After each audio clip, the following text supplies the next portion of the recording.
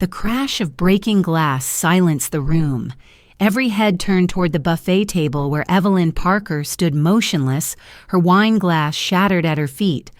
Across the room, her younger sister Clara held a baby on her hip and a folded paper in her shaking hand. "This," Clara declared, "is Richard's will. It says half this house belongs to my son Noah, because Richard was his father." For a moment, no one breathed. The baby whimpered, and the air felt heavy with disbelief.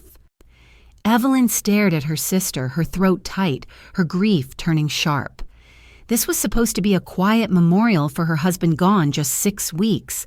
Instead, Clara had turned it into a public execution of his memory. "Richard told me before he died," Clara said loudly. "He wanted the truth out." Evelyn's voice came out steady. "Clara, please. Please," what Clara shot back. "Stop pretending you've known all along, haven't you?" Evelyn said nothing. Around them, whispers spread like smoke. Old friends, neighbors, and former colleagues stared pity and curiosity written across their faces. Evelyn, the loyal wife, now accused of being the fool who lived beside her husband's secret child. Finally, she said quietly, "Let me see it." Clara stepped forward smug and thrust the paper into her hands. Evelyn unfolded it carefully. The document looked official, typed, stamped, signed, but she saw the truth instantly. The language was clumsy, filled with errors, and the signature, her husband's name scrawled at the bottom, was wrong. Richard's R always had a long, sweeping tail. This one ended blunt-forced, fake. Evelyn folded the sheet and handed it back. "Thank you," she said simply. "That's it," Clara demanded. "You're not even denying it. Not tonight." Evelyn turned and walked out through the murmuring crowd. Outside, the wind from the Oregon coast whipped against her face. She stood under the porch light, breathing the cold air until her hands stopped trembling. Inside, Clara's voice still rose above the chatter playing the martyr. Evelyn felt anger pulse through her grief. Her sister had always been reckless, desperate for attention. But this was cruelty. She had chosen the night meant to honor Richard to announce her lie, knowing Evelyn was too heartbroken to fight back.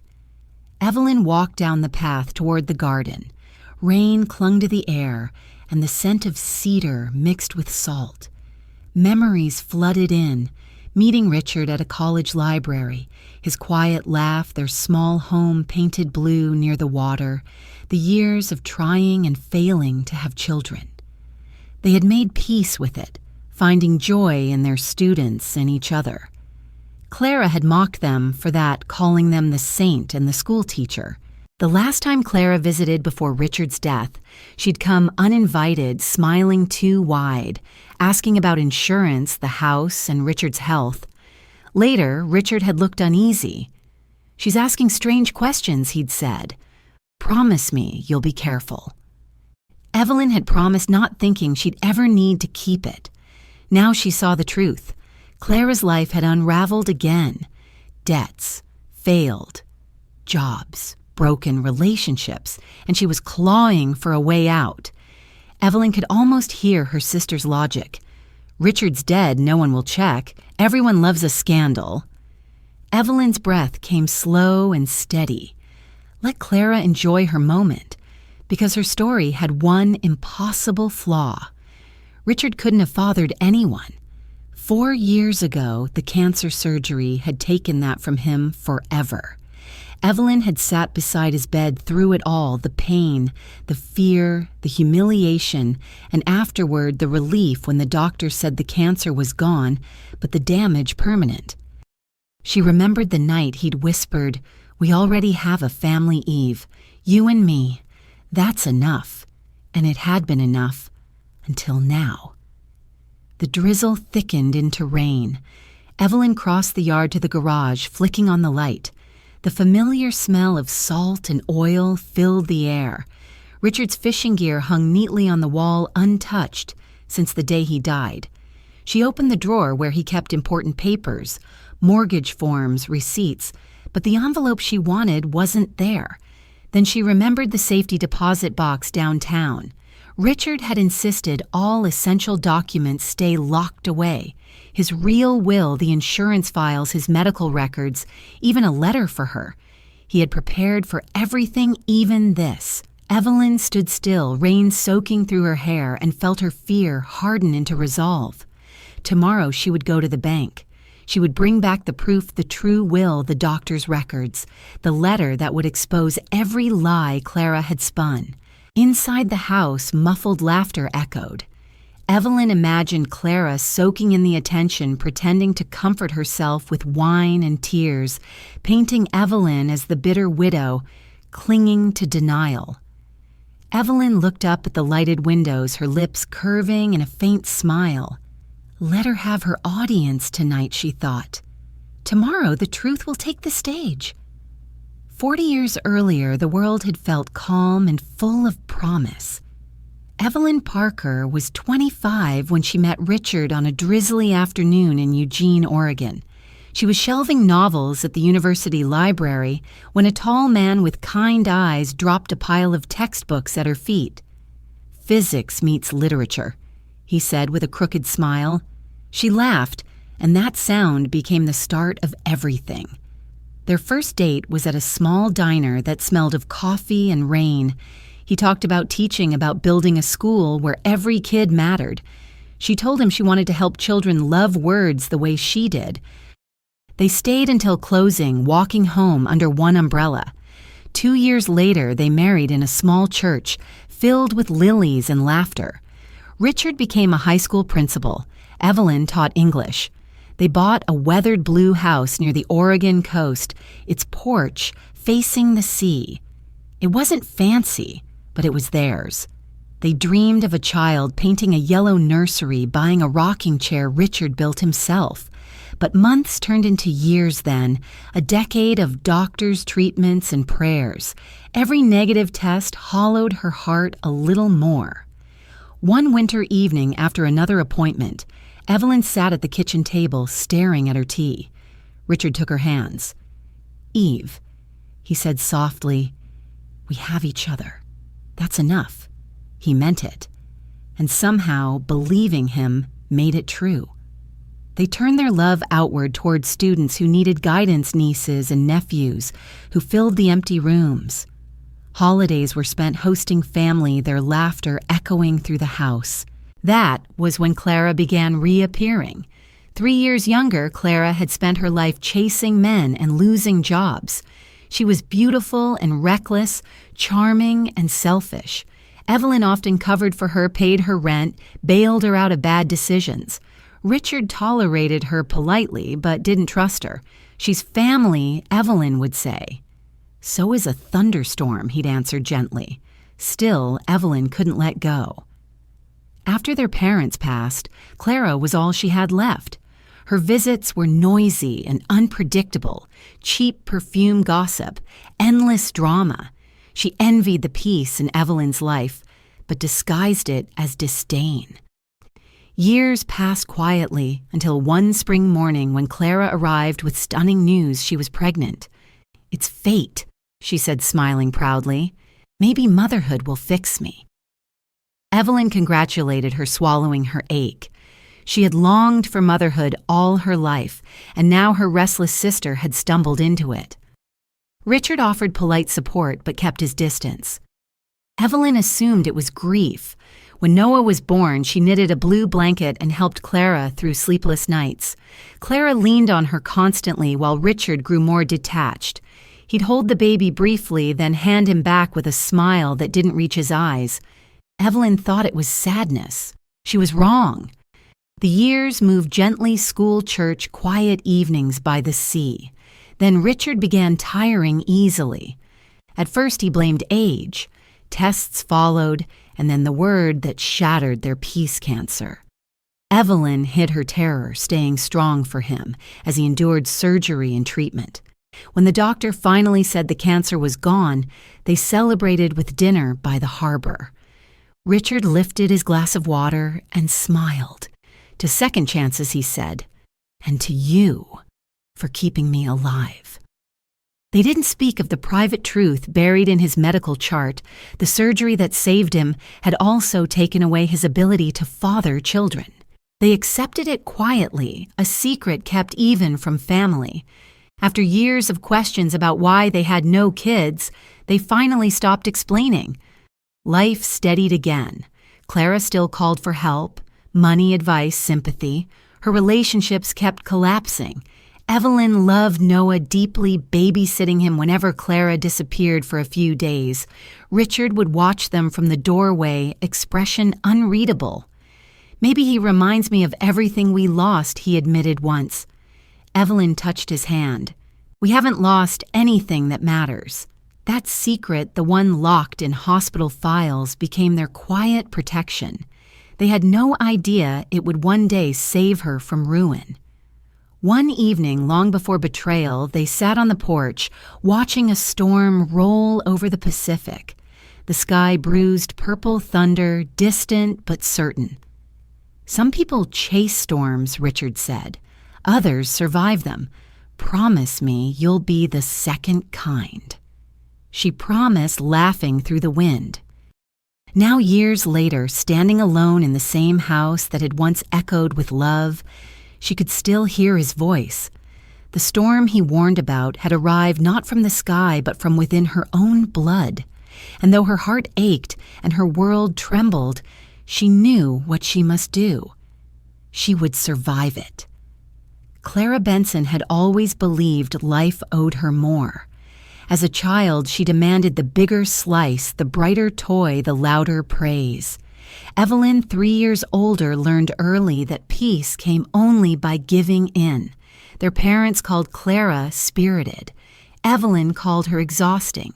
When their father died, Clara was barely an adult, working part-time at a salon and chasing men who vanished before sunrise. Evelyn was already teaching, engaged to Richard, a man of steady warmth.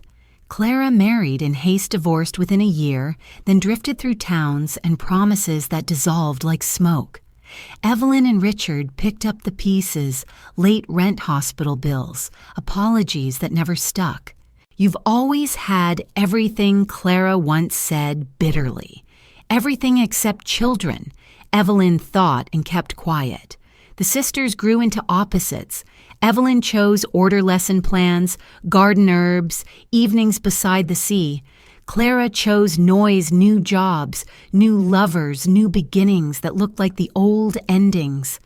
At family gatherings, she arrived late, overdressed, full of stories shaped to glorify herself. Evelyn smiled, washed dishes, and let the ache pass through. Richard tolerated Clara but never trusted her. "She's family," Evelyn would say. "So is lightning," he'd reply, "and you don't invite that inside." Still, Evelyn opened the door whenever Clara knocked. After their parents passed, letting her in felt like honoring the last thread of family. Clara would drop onto the sofa smelling of perfume and desperation, rant about unfair bosses, and leave with gas money and a borrowed coat. Then came Jake Morgan, a mechanic, with a grin that promised shortcuts. Clara met him at a bar and called him the one. Within months, their shouting rattled the neighbors. "We're passionate," she said, wearing bruised chaos like jewelry. The pregnancy announcement came like a spark in dry grass. "You never wanted kids," Evelyn blurted. "Maybe it's time I got something you never did," Clara replied, eyes shining too bright. Evelyn swallowed the sting, brought flowers, knitted a blanket, and drove Clara to the hospital when Jake couldn't. Hours later, a quiet boy curled his fingers around hers. Joy and sorrow collided in her chest. Richard visited once, placed lilies by the bed, and left early. "He's a fine boy," he said carefully. Evelyn thought his distance was grief. The truth ran deeper. In the months that followed, Evelyn became Clara's lifeline: groceries, babysitting, calming, late-night calls. Clara swung between tears and rage, convinced the world conspired against her. Evelyn always came. Richard watched and warned, "You can't carry someone who refuses to walk." When Noah turned 1, Clara threw a party she couldn't afford. Streamers sagged.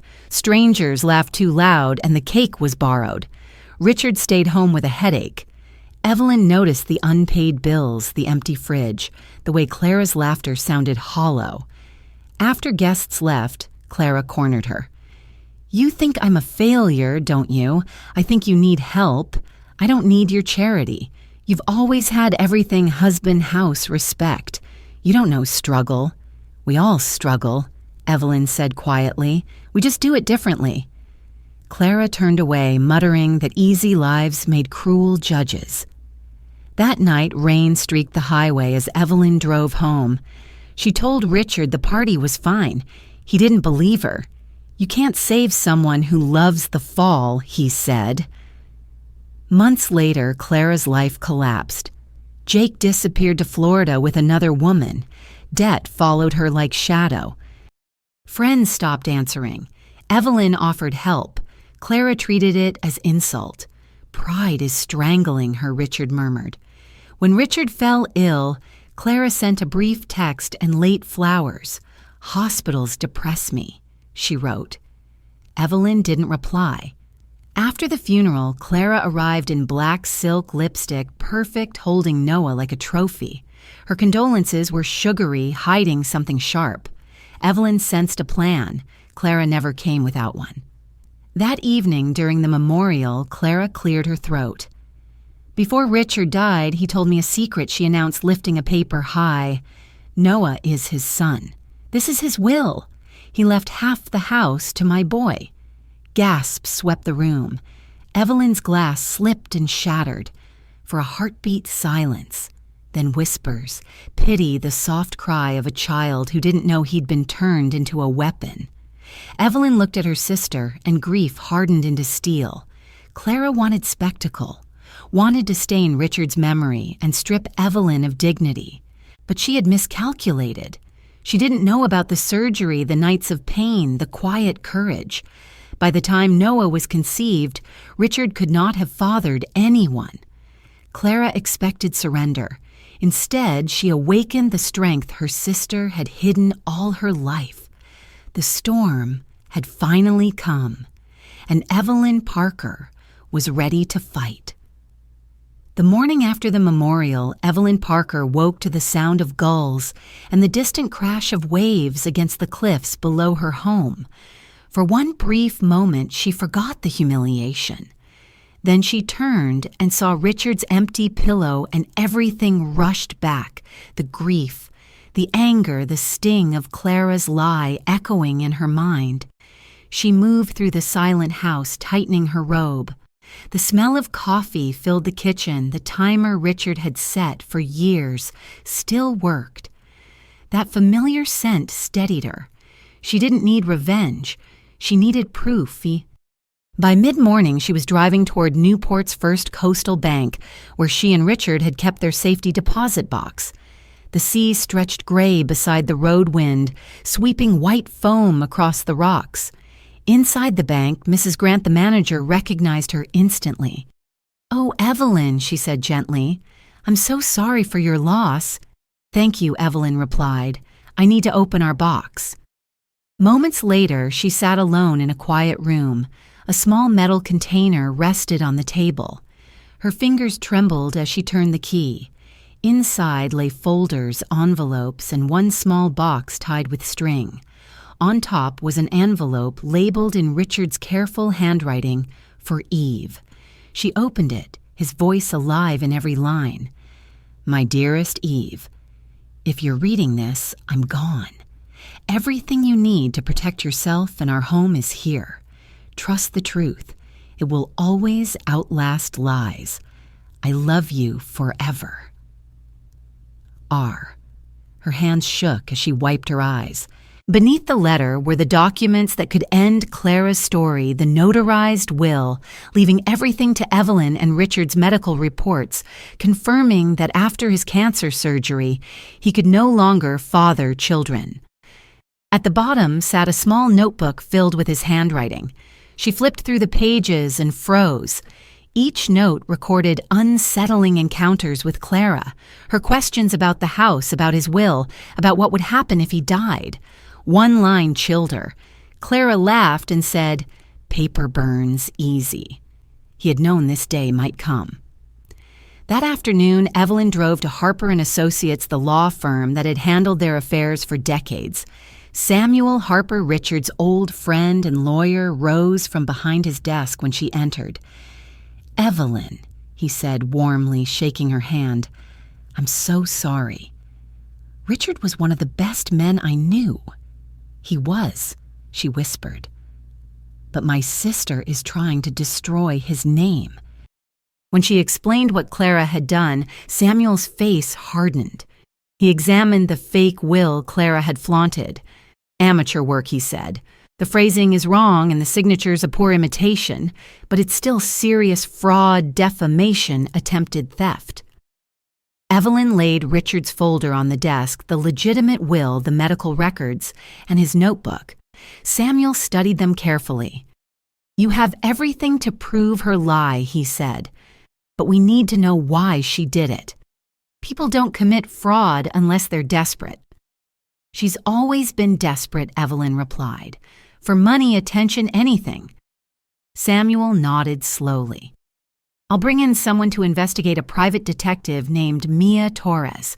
She's retired police, trustworthy, discreet. She'll uncover the motive and anyone helping Clara." Evelyn agreed. "Whatever it takes." That night back home, she walked through the house, touching the things Richard had loved. The seashell clock, the book left half read, his favorite chair. The silence no longer felt empty. It felt protective, as if his presence lingered, urging her forward. Rain began to fall soft at first, then steady. Evelyn stepped onto the porch, watching the dark horizon blur into the sea. Somewhere in town, Clara was probably celebrating, thinking she had won. Evelyn pictured her sister's smug smile, the way she had lifted that forged will like a trophy. Evelyn's anger turned to calm steel. "You chose the wrong woman to deceive," she whispered. The next morning, Samuel called. "Mia can meet us this afternoon," he said. "She's already looking into Clara's finances." Evelyn arrived early at the law office. Mia Torres was waiting, a lean woman in her 50s with gray hair, sharp eyes, and the steady patience of someone who'd seen every kind of lie. She shook Evelyn's hand firmly. "I'll find out what your sister's hiding," she said. Evelyn slid Richard's notebook across the table. "He saw this coming," she said. "He just didn't know how far she'd go."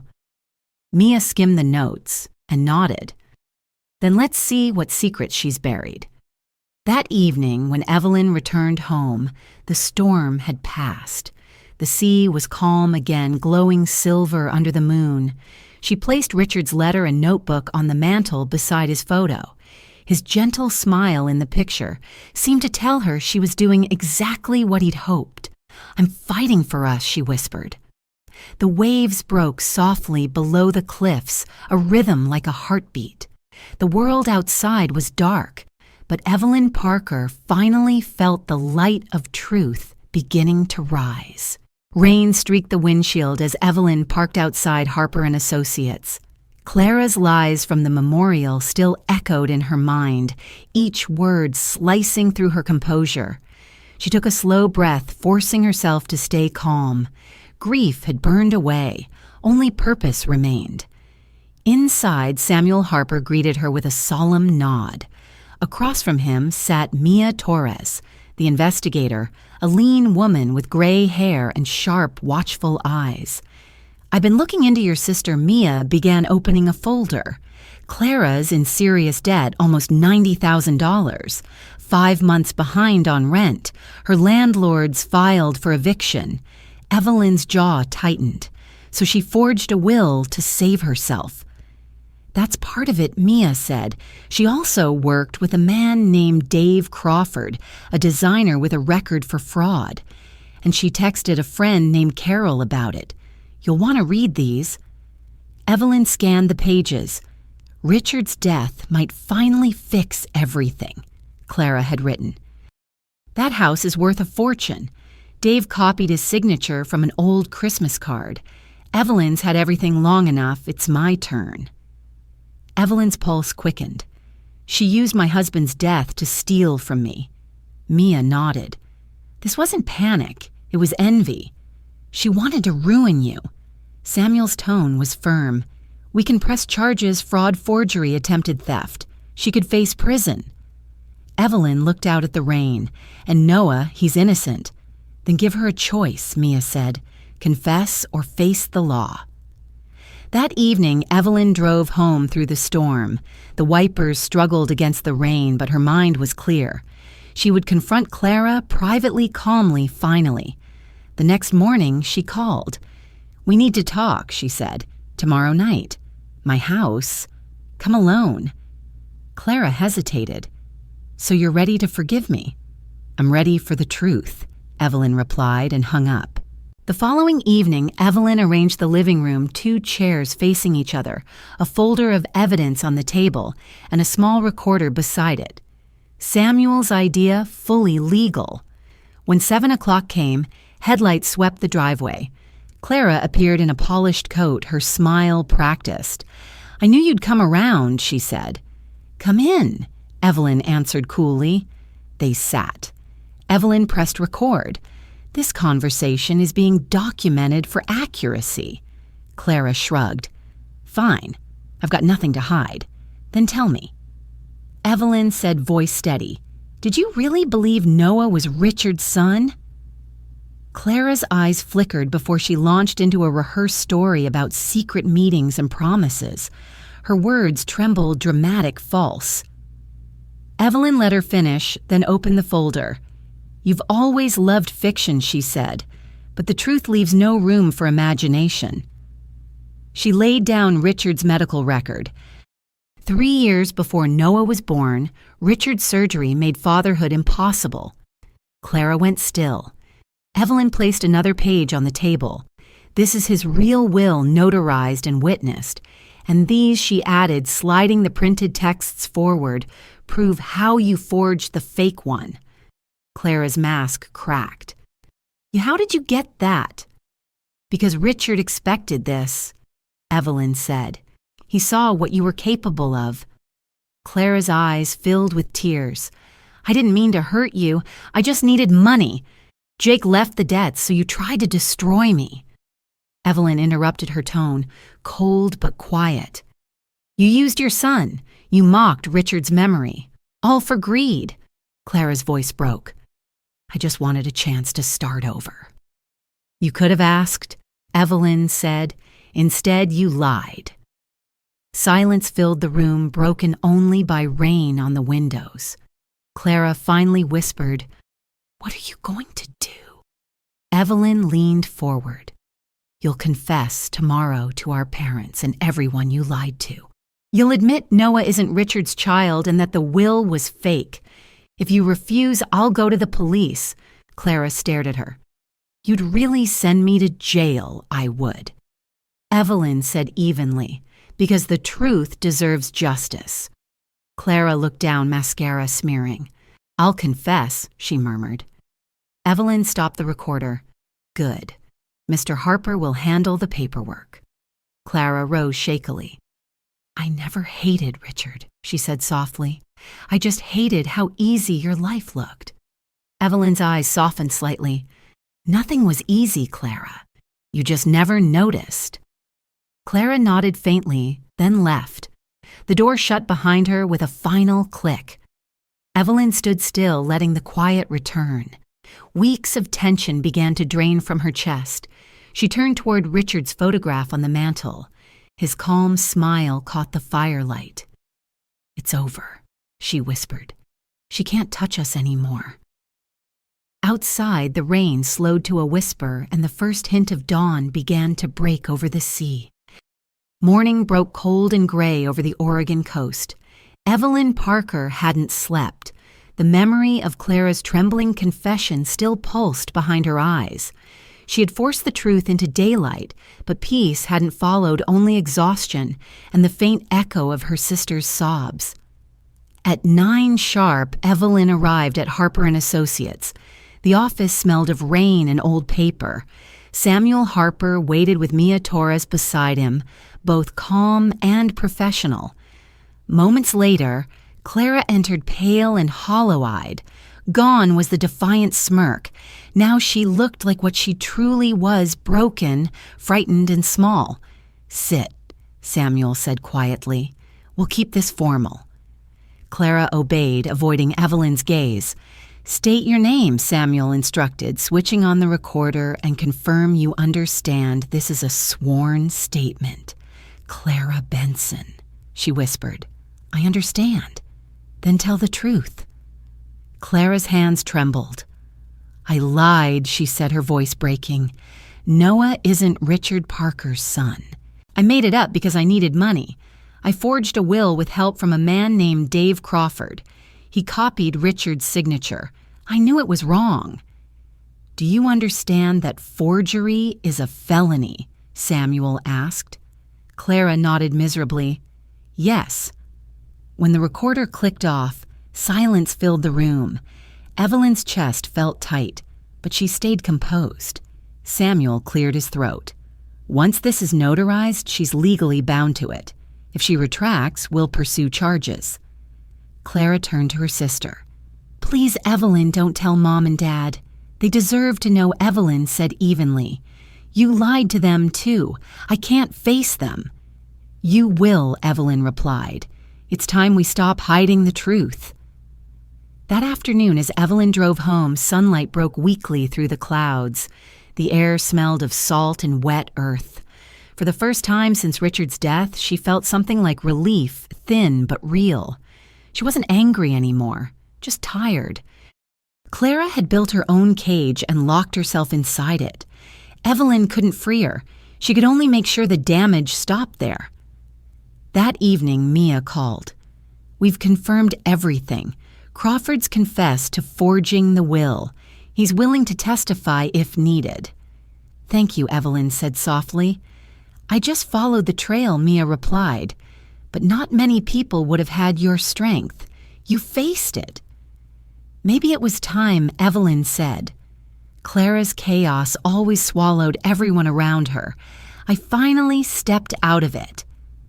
The next night, Evelyn prepared her home for one final confrontation with truth, with family, with the past. She invited their parents for dinner and told them Clara would join. Her mother's tone on the phone was nervous. "Is something wrong? Everything?" Evelyn said simply, "But it's going to end." When they arrived, the air was thick with unease. The dining room smelled of roasted vegetables and salt air. Clara came last, dressed neatly but pale, her eyes ringed with fatigue. Evelyn poured coffee and looked around the table. "Clara has something to say." Clara's voice came out thin. "I lied about Richard, about Noah. It was all fake, the will, the story. I was desperate and jealous. Evelyn didn't deserve what I did." Their mother gasped, tears brimming. Their father's face hardened. "Do you have any idea what this has done to your sister?" "I do," Clara whispered. "And I'm sorry?" Their mother covered her mouth, shaking her head. "Oh, Clara, how could you?" Evelyn stayed still, her voice steady. "We're done pretending we're a perfect family. The truth is painful, but it's the only way forward." Her father nodded slowly. "You're right. No more excuses." When the meal ended, their parents left quietly, both too stunned for words. Clara lingered near the door. "You'll never forgive me, will you?" Evelyn looked at her sister, really looked at the woman who had lied, envied and fallen. Maybe someday she said, "But forgiveness isn't forgetting. You'll have to earn it." Clara's voice cracked. "I'll try." "Good," Evelyn said. "Start by signing the papers with Samuel tomorrow. Then focus on Noah. He deserves better than this mess." Clara nodded faintly. "Thank you for not ruining me." Evelyn's expression didn't soften. "You'll manage that on your own." When the door closed behind her, the house felt still again. For the first time, silence didn't ache, it soothed. She walked to the mantel where Richard's photograph stood framed in silver. His smile seemed to hold the same quiet wisdom it always had. "It's finished," she whispered. "You were right. The truth survived." Outside, the sea shimmered beneath the fading sun. The storm had passed, leaving only the steady rhythm of waves against the rocks. Evelyn stood there for a long while, breathing in the salt air, the weight in her chest, finally lifting. The lies had died. The truth remained. And for the first time since losing him, she felt something like peace. A week after the confession, the town had fallen quiet. People whispered less now, though Evelyn Parker could still feel their curiosity in the air. To them, she was the woman who'd survived betrayal and somehow come out stronger. But victory didn't feel like triumph. It felt like silence, heavy, unfamiliar, and vast.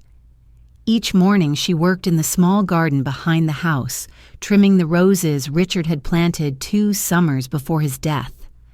The sea breeze carried the scent of salt and earth. Every careful snip of the shears brought a strange calm, a rhythm that replaced sleepless nights with quiet thought. Late one morning, she heard the crunch of tires on gravel. A small car rolled to a stop by the gate. Clara stepped out. Noah balanced on her hip. Her face was drawn, her eyes red but clear.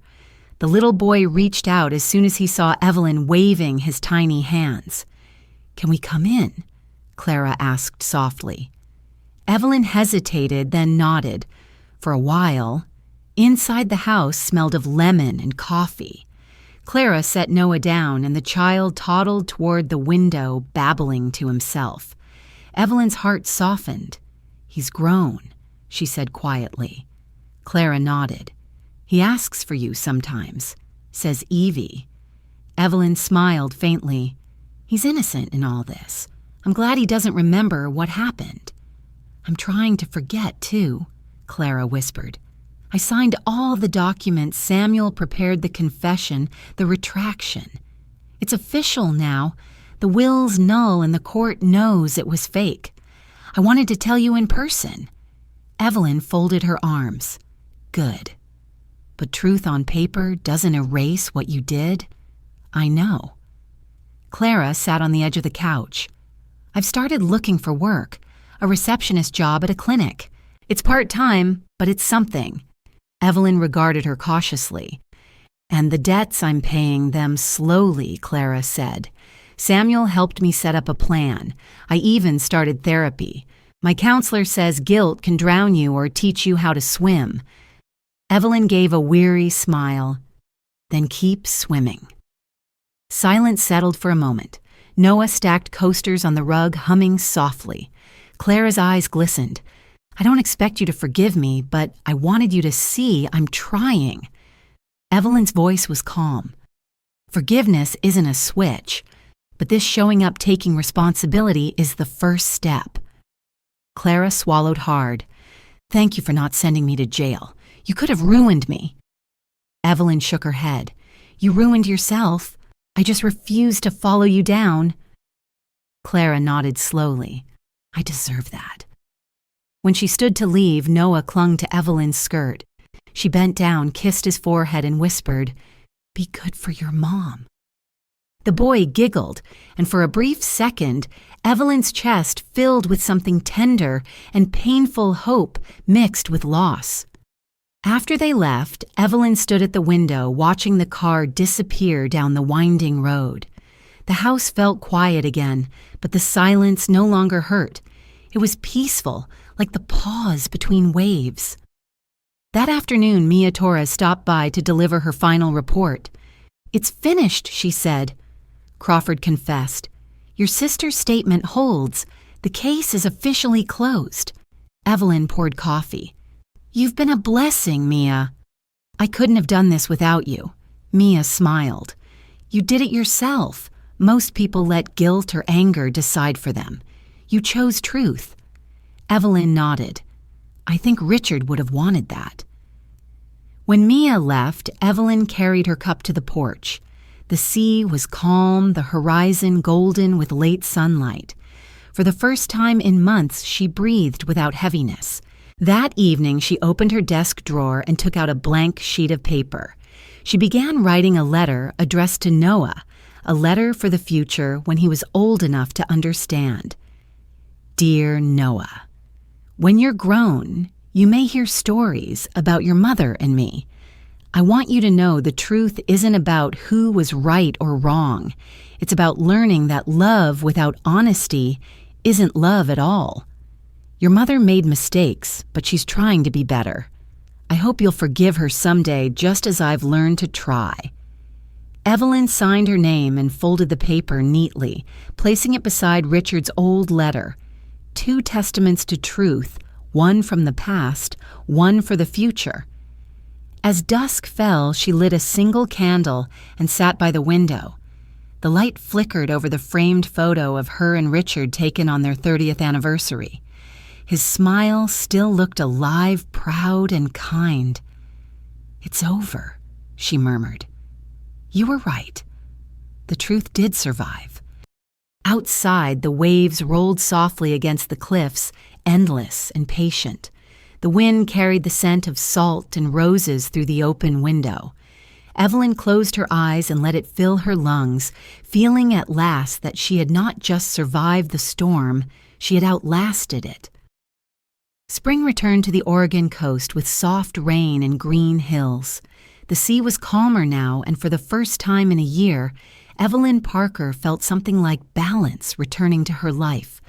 The grief had dulled into memory, and the house no longer felt haunted. Richard's photo still stood on the mantel, but she no longer spoke to it each morning. She simply smiled at it, grateful. Her days found rhythm again. She taught part-time at the community center, helping adults finish their diplomas. The work filled her quietly, reminding her that beginnings could happen at any age. On weekends, she visited her aging parents. Her mother had stopped defending Clara, and her father often said Evelyn's calm had saved the family from collapsing completely. Time, it seemed, was finally doing what it always did, softening sharp edges. One bright Saturday, as Evelyn watered her garden, a small car pulled into the driveway. Clara stepped out, holding little Noah by the hand. The boy ran toward Evelyn, laughing. She crouched and scooped him up, feeling his small arms wrap around her neck. His curls smelled of soap and sunshine. "He's gotten so big," Evelyn said. Clara nodded. "He keeps asking to visit you. Calls you Evie." Evelyn smiled faintly. "He's got good taste." They went inside, where the air smelled of coffee and lemon polish. Noah toddled toward the window, babbling to himself, and for a moment the room felt almost like it used to warm alive. Clara stood by the counter, twisting her hands. "I wanted to tell you I got the job at the clinic. Full-time. Medical billing and scheduling." Evelyn turned. "That's good news." "It's not glamorous, but it's honest work," Clara said. "For once, I'm not scared of tomorrow." Evelyn nodded slowly.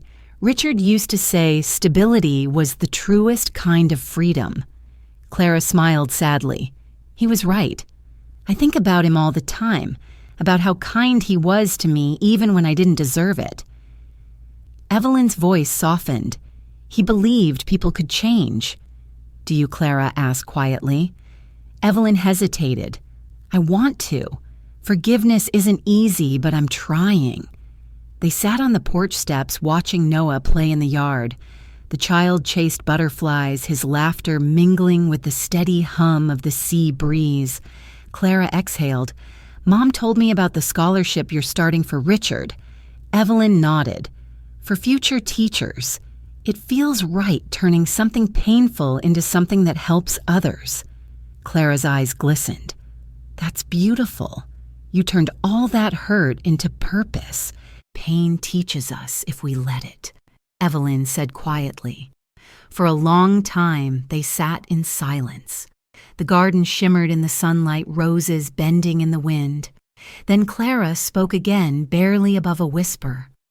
"I don't expect you to forget what I did, but thank you for not hating me.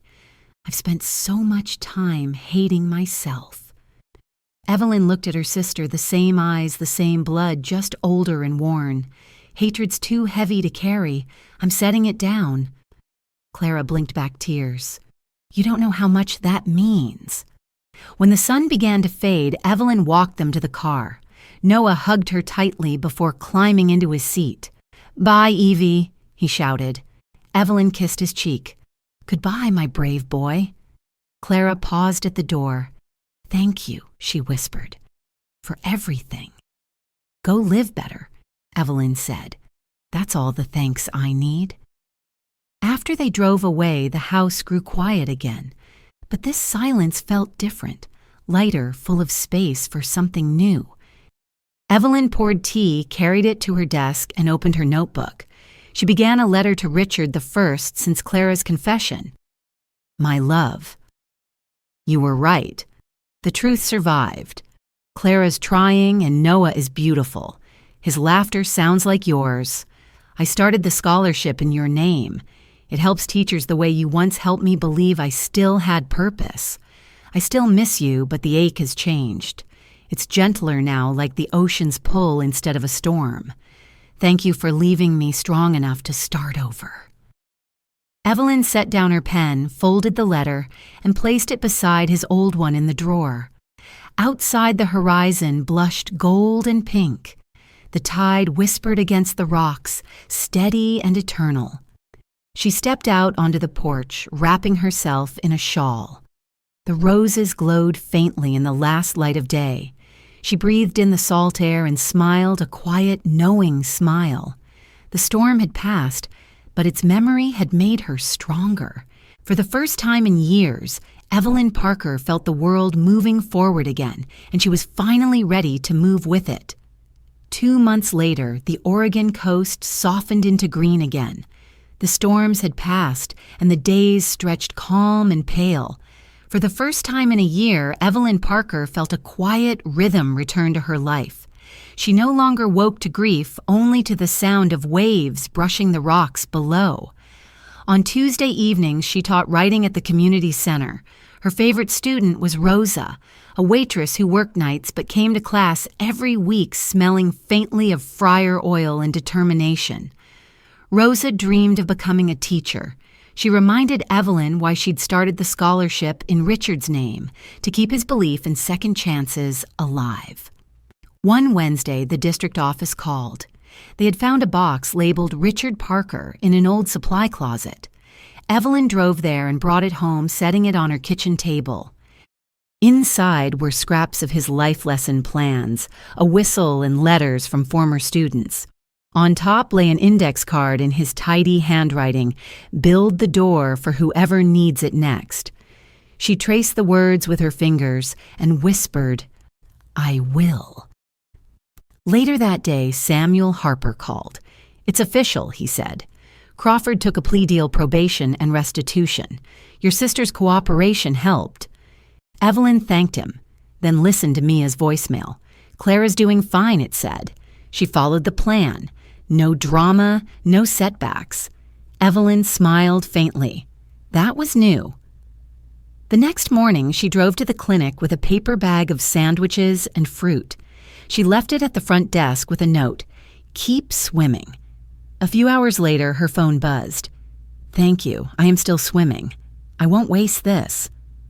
Evelyn read it twice before replying simply, "Good." That weekend, her parents came for lunch. Her father admired the repaired fence. Her mother, still fidgeting with napkins, said carefully, "You and Clara should spend more time together. You're all the family we've got." Evelyn poured tea, steady and calm. "We are rebuilding," she said. "It just won't look like before." Her mother hesitated, then nodded. Progress often sounded like acceptance. When spring arrived, the high school invited Evelyn to present the first Richard Parker Scholarship at the awards ceremony. She spent days writing and rewriting her speech on a yellow pad, wanting every word to honor him properly. The night of the event, she wore a navy dress and Richard's old watch. The auditorium smelled faintly of wax and anticipation. When her name was called, Evelyn walked to the microphone, the applause a low hum in her ears. "My husband believed school should be a place where people could fail safely," she began. "He believed in second chances not as charity but as investment." Then she announced the scholarship winner, Rosa Alvarez. the same student who never stopped believing she could change her life. The crowd erupted in warm applause. Rosa stepped onto the stage, tears bright in her eyes. Evelyn handed her the envelope and whispered, "Build the door." Rosa nodded. "I will." From the back row came a small voice. Evie Evelyn looked up to see Noah standing on his seat, waving both hands while Clara tried to hush him. The sight made Evelyn's heart ache and soften at once. She smiled, gave a tiny wave back, then turned to finish her speech. Afterward, Clara approached her in the lobby. "He wanted to come," she said shyly. "He's proud of his Aunt Evie." Evelyn looked at her sister, steady, tired, but no longer lost. "I'm proud of you too," she said quietly. "Keep going." Clara blinked, then smiled through tears. "I will." Outside, the evening light glowed pink across the water. Rosa posed for photos with her son, while students shouted congratulations. A woman from the school board approached Evelyn. "You turned grief into something that gives back," she said. "Not many people can do that." Evelyn shook her head. "Grief gave me a choice. I chose work." Driving home along the coast, the road shimmered with rain. The ocean stretched endless beside her, reflecting the last streaks of sunlight. She rolled down the window, letting the wind whip through her hair. The future didn't scare her anymore. It felt open, wide alive. At home, she placed Richard's index card inside the scholarship folder. On a new page, she wrote, "Next year expand to 2 awards. Invite past winners to speak. Keep the door open." That night, she wrapped a blanket around her shoulders and sat on the porch, listening to the sea. Somewhere in town, Clara was putting Noah to bed after a long day at work. Maybe she'd whisper a bedtime story, maybe one about redemption. Evelyn smiled into the dark. "Build the door," she murmured. "I am." The wind rose gently, carrying the scent of the ocean and the memory of everything she'd survived. And for the first time since losing Richard, Evelyn didn't feel like she was remembering him. She felt like she was continuing what they'd begun. Summer arrived early that year, coating the Oregon coast in gold. The sea sparkled beneath the sun, and gulls wheeled lazily above the cliffs. Evelyn Parker stood in her garden, trimming the roses that now bloomed thick and wild around the fence. Richard had planted them 10 years ago, never imagining how much comfort they'd bring her one day. She was preparing for the second year of the Richard Parker Scholarship. Applications had doubled, and Evelyn felt proud, but also a little overwhelmed. She'd never meant to start a foundation. It had begun as a single promise and grown into something alive, something larger than grief. That morning, Rosa stopped by. She looked brighter than Evelyn had ever seen her. "I wanted to show you," Rosa said, handing over a photograph. It was her in a classroom surrounded by wide-eyed students. "My first semester as a teacher. I couldn't have done it without you." Evelyn smiled. "You did it without me, Rosa. I just opened a door."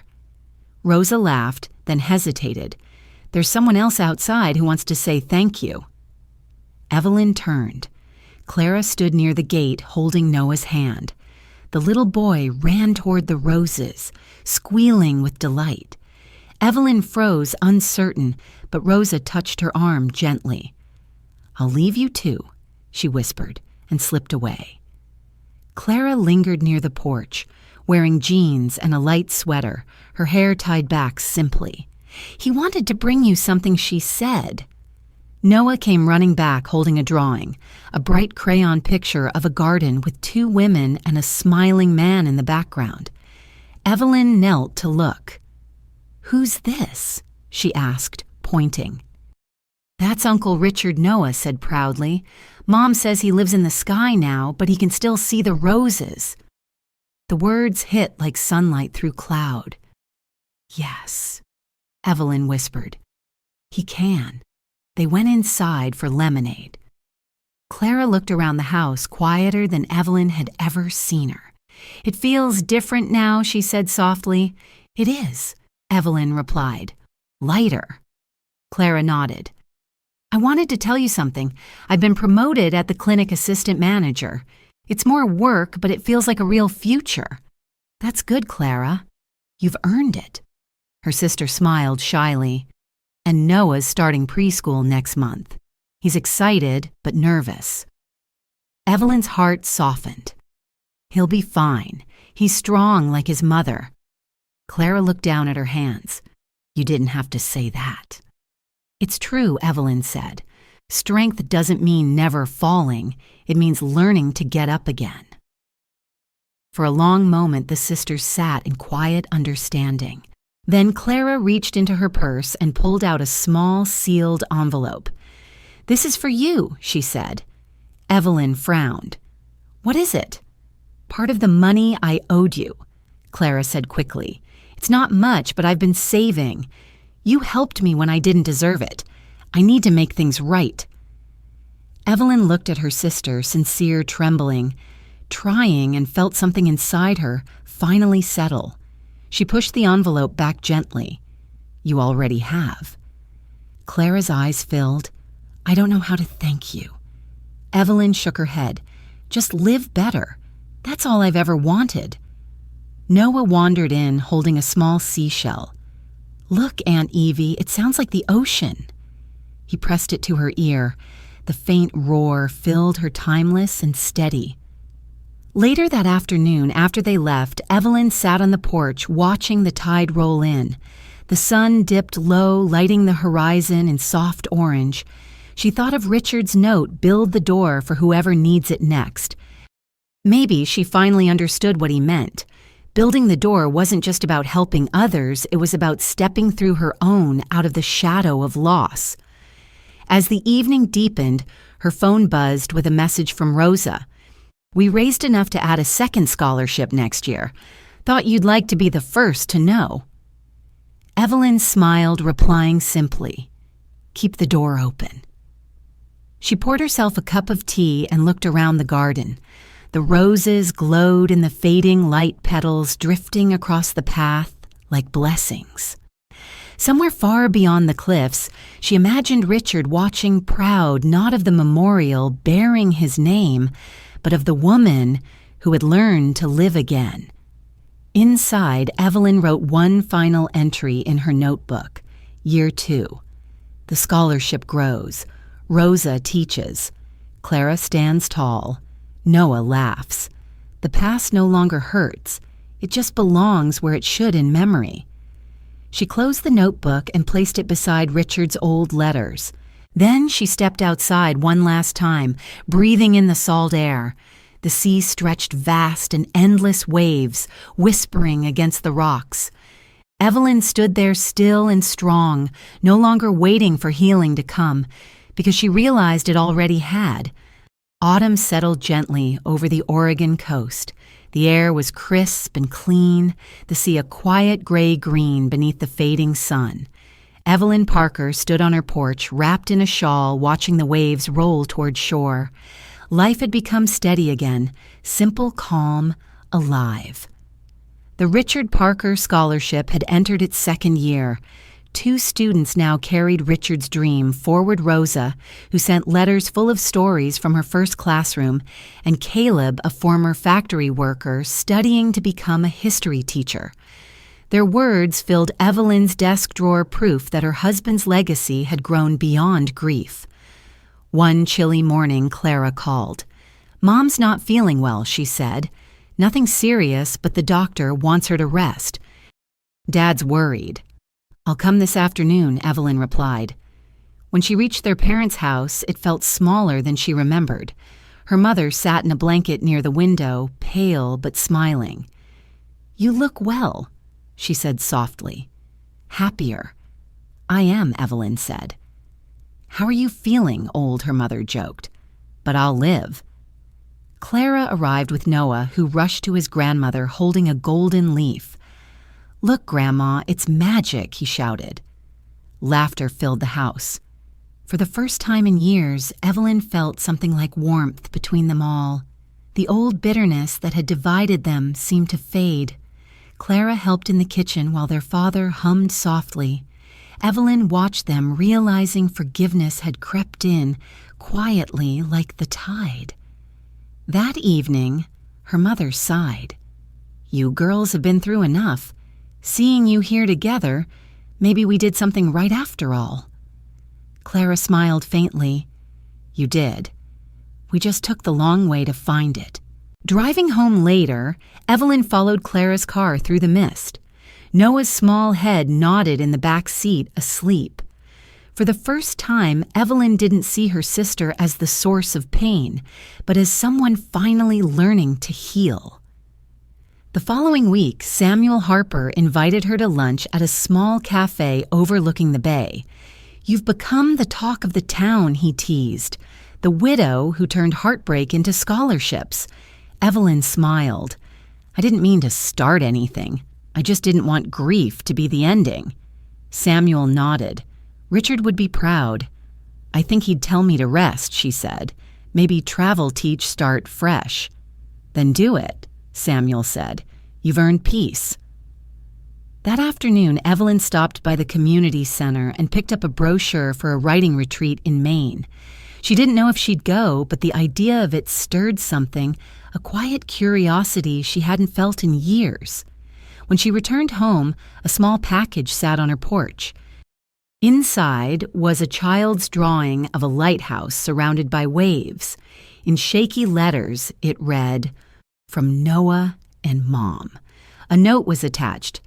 "Thank you for not giving up on us. Love, Clara." Evelyn smiled through tears. She placed the drawing on the fridge beside one of Richard's old postcards of a similar lighthouse. It felt like a message across time, proof that things could come full circle. That night, she lit a candle by the window and opened her notebook. "The sea teaches you how to let go," she wrote. "It takes what it must, but always returns, something softer. Driftwood shells calm." She paused, watching the candle flicker. Forgiveness isn't one act. It's a tide. It comes and goes, reshapes itself each time. But it keeps moving, and so must I. Closing the notebook, she walked to the window. The moon rose above the dark water, painting the waves with silver. The wind carried the scent of salt and rain. She thought of Richard, his quiet strength, his laughter, the way he'd believed in second chances. "Thank you," she whispered into the night, "for everything." The wind caught her words and carried them out to sea. She imagined them reaching him somewhere beyond the horizon.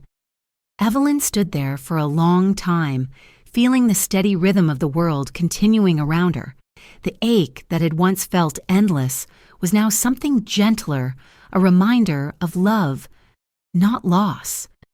As the candle burned low, she smiled. Life would keep changing, but she finally knew how to move with it. The tide would rise again, and she would rise with it. Winter came quietly to the Oregon coast, soft as breath over the water. Frost rimmed the garden fence outside Evelyn Parker's house, and gulls drifted low across a sky the color of pewter. For the first time in years, she didn't meet the season with dread. Her home smelled of pine and cinnamon, and the lights she'd strung along the porch flickered gently in the fog. That morning, the phone rang just as she finished wrapping gifts for her scholarship students. It was Rosa. "I got my permanent position," she blurted out. "My own classroom, my own students. I can't believe it." Evelyn smiled, her chest filling with pride. "That's wonderful, Rosa. You earned it." "I wouldn't be here without you," Rosa said. "You gave me a second chance." After they hung up, Evelyn sat by the window with her tea, watching snow clouds gather above the cliffs. 2 years ago, she couldn't have imagined peace like this, quiet mornings, good work, and no bitterness left in her heart. That afternoon, a knock came at the door. Clara stood outside holding a pie and a wreath made of seashells. "Noah helped," she said shyly. "We wanted to bring you something." Evelyn opened the door, smiling. "Come in, it's freezing." Noah darted past them, running straight for the Christmas tree. "Aunt Evie, can I put my star on top?" Evelyn laughed. "Of course you can." She lifted him high, his small hand pressing the golden paper star to the top branch. "Now it's perfect," he declared proudly. Clara set the pie on the counter. "I know it's early, but maybe we could celebrate together this year. Just the three of us." Evelyn hesitated for a moment, then nodded. "I'd like that." Dinner was simple roasted chicken, vegetables, and laughter that came easier than it used to. They talked about small things, Noah's fascination with whales, Clara's promotion at the clinic, and how the winter air made the sea smell sharper. When the meal ended, Clara looked around the living room, eyes misty. "You've built something beautiful here, Evie. I didn't realize how much I missed this until now." "You're not missing it anymore," Evelyn said gently. "You're part of it again." Clara's voice trembled. "I never thought you'd forgive me." I'm still learning how Evelyn said. Forgiveness isn't a door that opens once it's something you keep pushing a little every day. Clara nodded, tears glinting in her eyes. "Thank you for letting me try." After they left, Evelyn cleaned the table slowly, her thoughts calm. Healing, she realized, wasn't one grand moment, it was made of small ones. A meal shared, a star placed on a tree, a sister learning to stay. The next morning, Samuel Harper knocked on her door, snow dusting his coat. "Good news," he said with a grin. "The Richard Parker Foundation is now an official nonprofit. Donations are already coming in." Evelyn's eyes widened. Already Samuel handed her a folder. "Your story travels fast. People believe in what you're doing." She poured coffee and they sat by the fire discussing plans, mentorship programs, expanded scholarships, ways to help teachers in struggling districts. When he left, he paused at the door. "You've turned sorrow into something that breathes," he said. "Keep tending it." By evening, snow began to fall in earnest, a rare gift on the coast. Evelyn stood at the window, watching flakes swirl past the glass, blanketing the roses Richard had planted long ago. They glimmered faintly under the porch light petals rimmed in frost. For once the sight made her smile. She opened her notebook and began to write. "My dearest Richard, the world feels kind again. Clara is steady. Noah fills this house with laughter. The scholarship grows beyond us. It's become a bridge, not a memorial. I think you'd like the quiet here. I still talk to you, but now I speak gratitude instead of questions." She paused, listening to the whisper of snow on the roof. Maybe grief doesn't end. Maybe it simply changes shape, becoming softer like light through winter clouds. I've learned to live with it, to let it remind me that love never really goes away. She closed the notebook and set it beside his picture on the mantel. The tree lights reflected faintly on the glass, wrapping his smile in gold. Outside, the snow fell thicker, wrapping the world in silence. Evelyn stood at the window, feeling a calm she hadn't known in years. For the first time since Richard's passing, she didn't feel like she was surviving him. She felt like she was living for him, continuing the kindness he'd left behind. The house was warm, the lights steady, and the sea beyond the cliffs glowed silver under the winter sky. Evelyn whispered, "Merry Christmas, my love." And somewhere in the hush between waves and snow, it felt like the world whispered back. Spring arrived early on the Oregon coast, painting the cliffs in gold and green. The ocean glittered under soft sunlight, and gulls traced slow circles above Evelyn Parker's home. The roses Richard had planted were blooming again, their scent drifting through the windows. She paused while watering them, realizing how peaceful life had become, not perfect, but whole. The Richard Parker Foundation had grown beyond anything she'd planned. 2 new scholarships were set to launch, and Rosa had volunteered to mentor new recipients. Evelyn's dining table had turned into an office papers, neatly stacked thank you notes pinned to a corkboard. She still found it strange how grief had transformed into purpose. That afternoon her phone buzzed. Clara's voice came softly through the line. "Noah's got a recital tomorrow. He's been practicing for weeks, and he really wants you there." Evelyn smiled. "I wouldn't miss it for the world." The next evening, the school gym buzzed with chatter and the smell of popcorn. Parents filled the folding chairs, cameras flashing. Clara waved her over to a seat in the front row.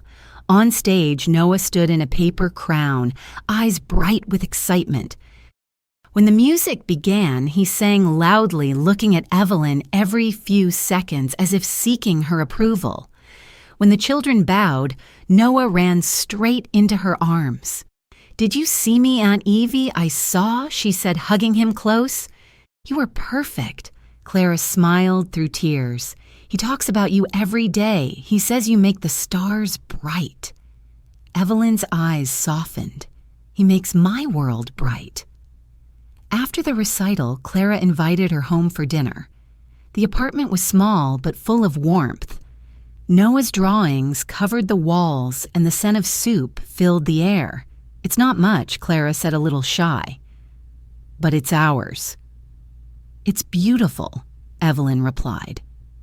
As they ate, Clara talked about work, about balancing shifts at the clinic and parenting alone.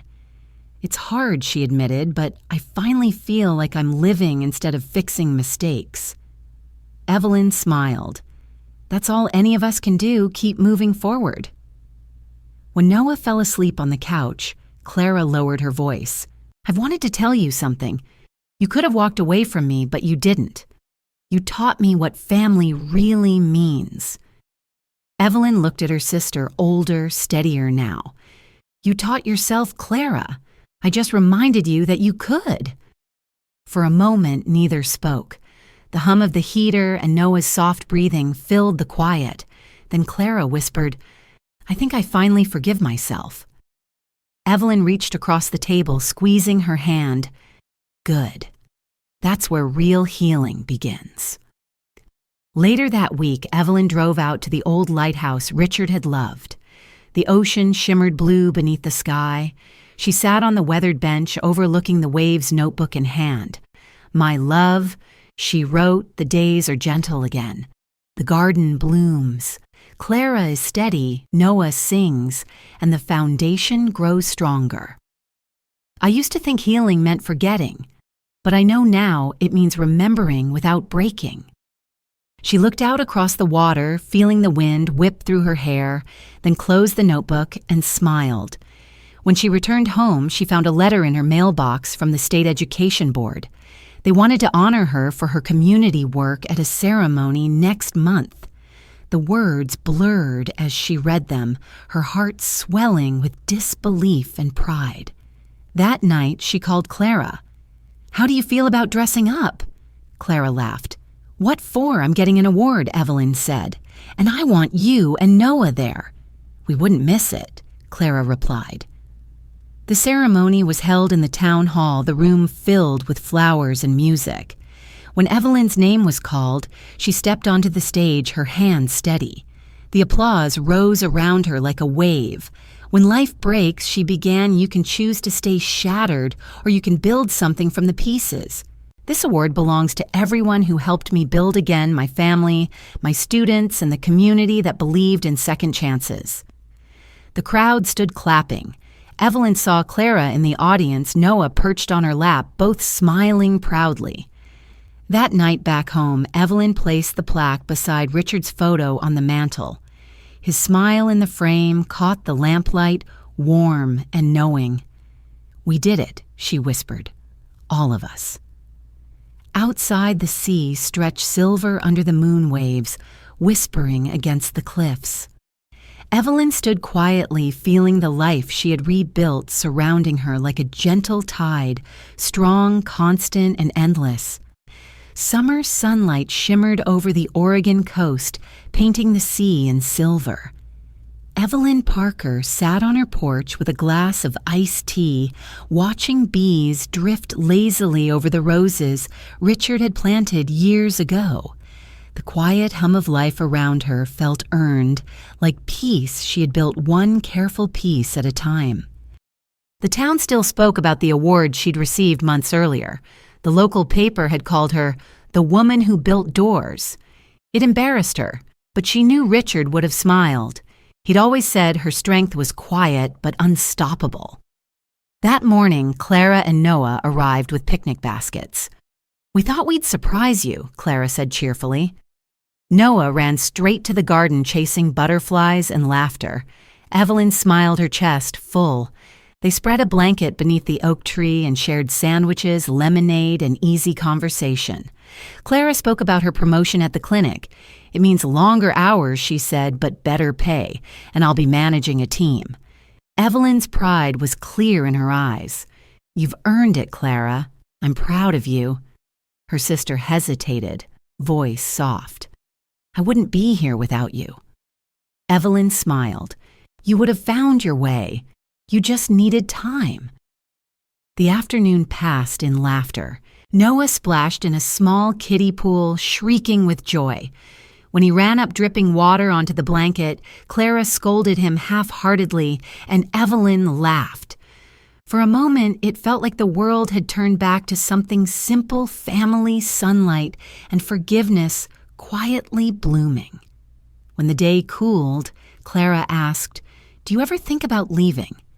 Maybe starting somewhere new?" Evelyn looked out toward the sea. "Sometimes. But I think I belong here. This is where everything began and where it came back together." After they left, Evelyn sat at her desk sorting through scholarship applications. Among them was one from a single mother named Hannah working night shifts to study education. Her story reminded Evelyn of Rosa, hopeful, brave, and tired. Evelyn wrote back immediately, offering mentorship and a full scholarship. As she sealed the envelope, she realized how much her life had changed. What began as a way to survive Richard's death had become something greater, a web of kindness linking lives she'd never meet. The work was her way of loving him still. That evening, a soft knock came at the door. It was Samuel Harper carrying a folder. "Sorry to intrude," he said, "but I wanted you to see this. Inside were the Foundation's new reports. Donations had tripled. The scholarships were expanding statewide." "You've built something extraordinary," he said. Evelyn smiled. "Then we did exactly what we were meant to." Samuel looked around the cozy house, the framed photos, the view of the sea, the small plaque on the wall reading, "The Richard Parker Foundation Headquarters." "You've turned your home into something remarkable," he said, "into hope." After he left, Evelyn walked through the garden as dusk deepened. The roses swayed in the breeze, their petals catching the last of the sun. She thought of Richard and his steady laugh, the way he'd always said she was the calm in every storm. For years she hadn't believed it, but now standing there in the quiet, she finally did. She went inside and opened her notebook. It was thick with pages letters she had written to him through every season of grief and renewal. She picked up her pen. "My love. The roses bloom again. Clara's thriving. Noah fills the yard with laughter. The foundation grows every day. I used to write through tears, but tonight I write with peace. You told me once that love doesn't end, it just changes shape. You were right. It became this, the work, the laughter, the life still unfolding." Her handwriting trembled slightly, but her smile was calm.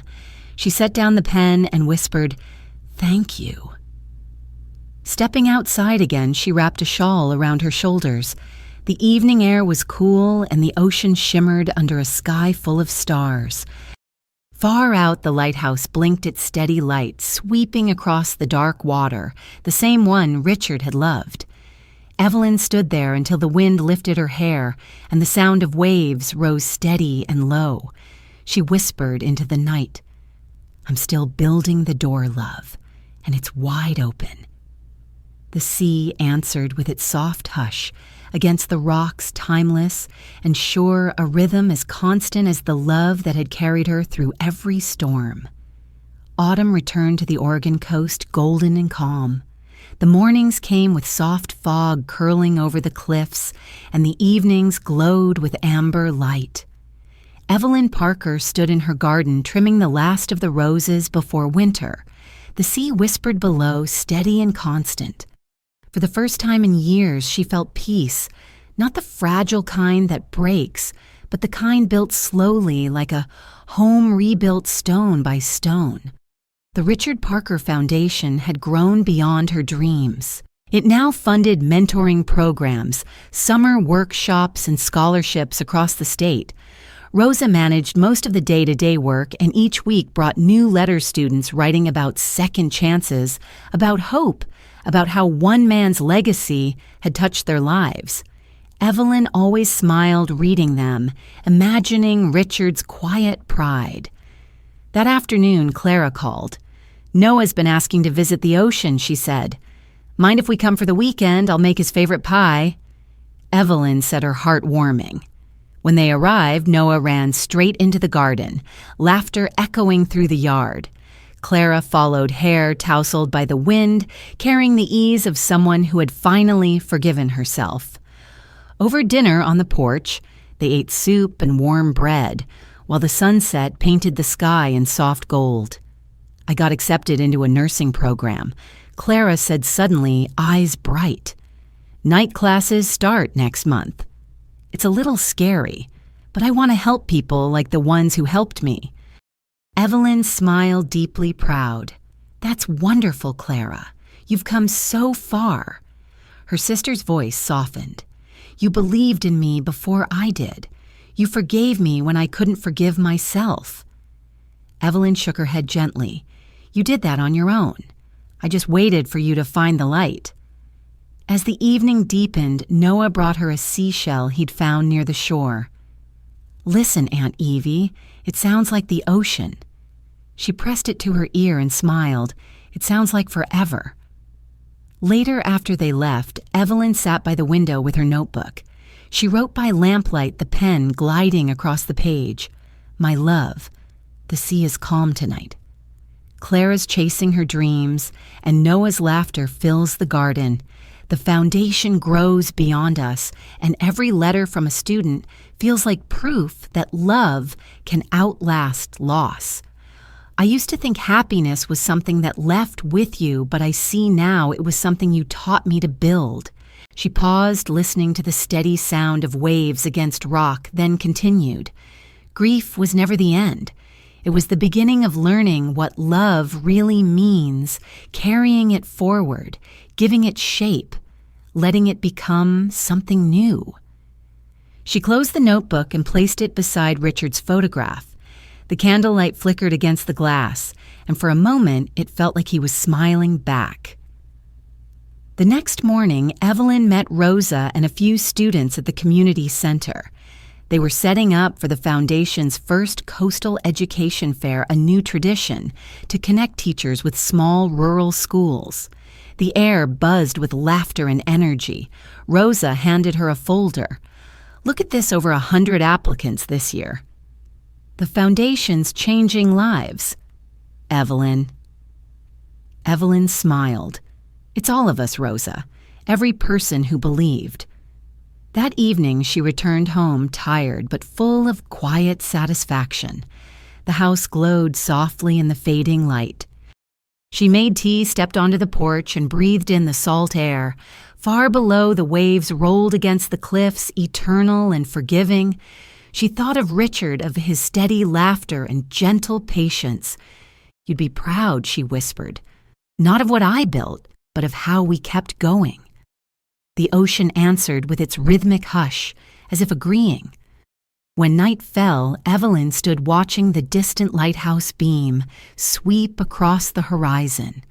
It flashed slow and steady, the same one Richard had once loved. Its light reached far across the dark water, constant guiding alive. She smiled, feeling that same light within herself now. Love, she realized, didn't end. It only changed form, becoming work, forgiveness, and the quiet joy of still being here. As the first stars appeared over the sea, she whispered, Thank you, Richard, for every door we opened. I'll keep them open for as long as I can. The wind carried her words out toward the waves, where they mingled with the sound of the tide, endless, patient, and full of love that would never fade.